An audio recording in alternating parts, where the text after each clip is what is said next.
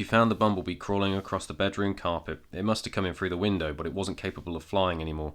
She watched its laborious progress with unwished for recognition. There had been so much on the news lately about diminishing bee populations. Some virus was causing it. They were being killed off by insecticides.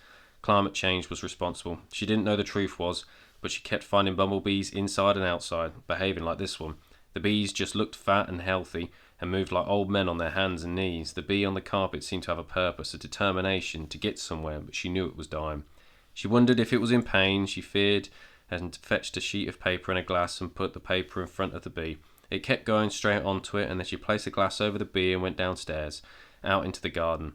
By the time she got there, the bee was pushed away and the edge of the glass. She removed it and the bee continued on its relentless journey onto the lawn. Her husband was weeding off one of the flower beds and he came across another one, she said. They watched the bee together. A blade of grass was almost too much for it to negotiate. It managed a few more centimetres then stopped. What's happening? She said. I don't know, he said, but it's not good.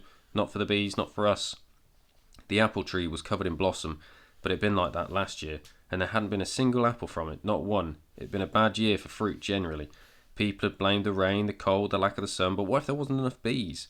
What if there simply wasn't enough pollinators left to do the work? The bee hadn't moved for a minute. He bent and touched it with the tip of his finger.